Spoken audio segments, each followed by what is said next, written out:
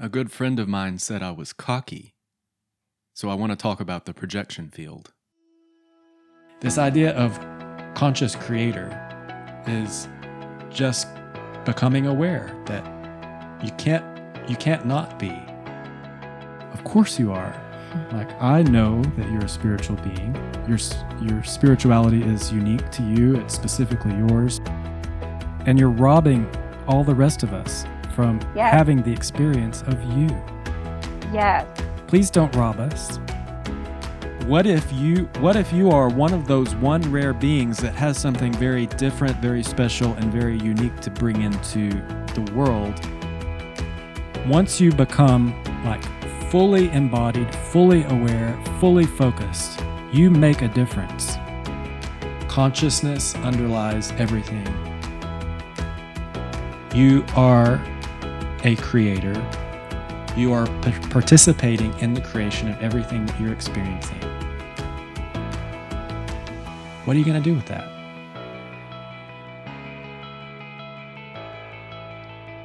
Okay, so I recently had an experience with a very good friend of mine. He's been a friend for a very long time, and it's a local, non-virtual friend. A friend in real life, in flesh and bone, in this physical place where I live. And somehow we got to talking about how we are perceived in the community.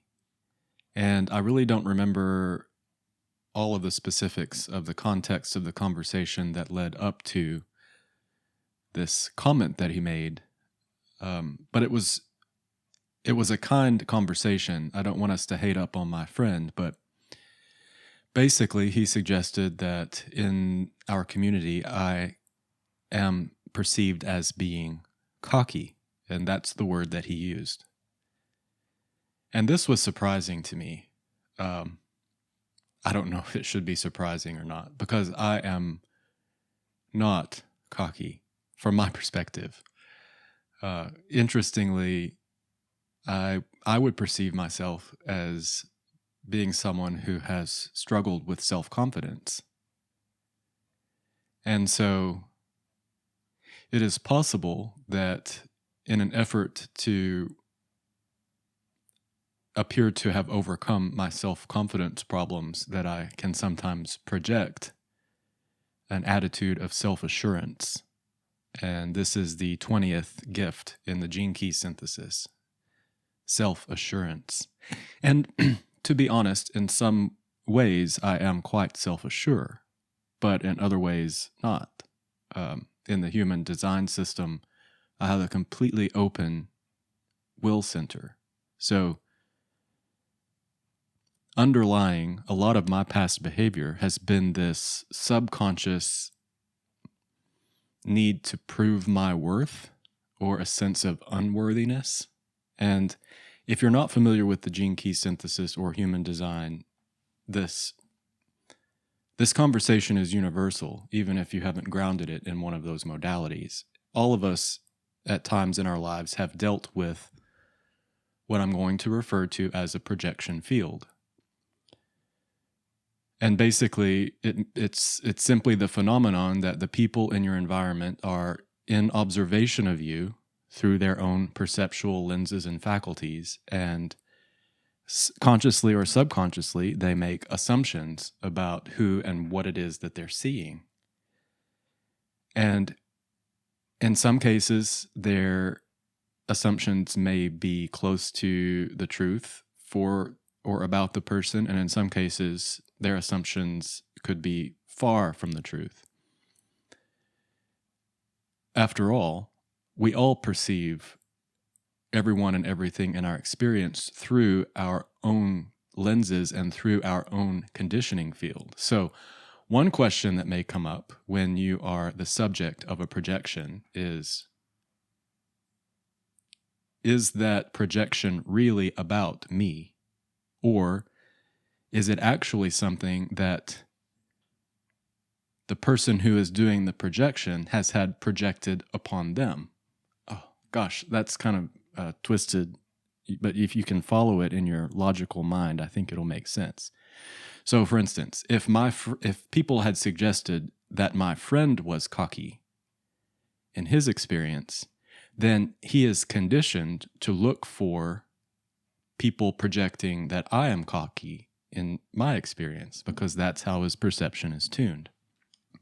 In the Myers-Briggs typology system, I have typed as an INFJ, which means my second function in my function stack is extroverted feeling, which means that when I receive data or input like this from my external environment, I immediately assume that, oh, there must be something that I have done or something that I can do differently. This is my responsibility, the fact that someone else may think that I'm cocky.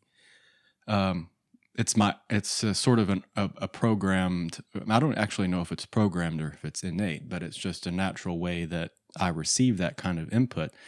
And then I always have to take pause. Wait a minute. Is this really my responsibility? Is it my business that they think that I'm cocky? In some cases, it may be. I think the truth is in the objective truth is in the middle of everyone's perception. And so the way to realize the objective truth is to suspend your own opinions and assumptions, even about others' input back at you. But at a certain level, each of us has to navigate the perceptual field and come to our own understanding of what's true for us. And I actually was inspired to read a quote. I've just started reading Jay Shetty's book, Think Like a Monk. And I'm off to a really good start. It's a great read. He starts chapter 1 or section 1 with a quote from sociologist Charles Horton Cooley. I am not what I think I am. I am not what you think I am. I am what I think you think I am.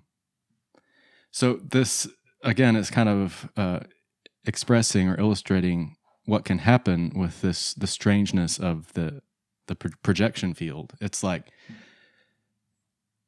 how do you come to be or come to behave in social situations when you're navigating your own perception of yourself, which is not completely accurate, and others balancing that with others' perceptions of you, which is also not likely completely accurate?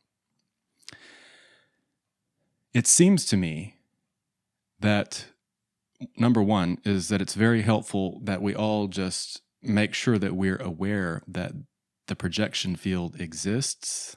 It's a real, tangible, energetic thing, and that we're all dealing with it. So it's just a dynamic of understanding that's helpful for everyone to be aware of. And then number two, realize deeply that, and I think someone very wise said these words, but I can't remember who. So this is an potentially unattributed quote. Others' perception of me is none of my business. Because that's a way to just liberate yourself ultimately from needing to take responsibility for how people perceive you. And then lastly, take care of your own projections.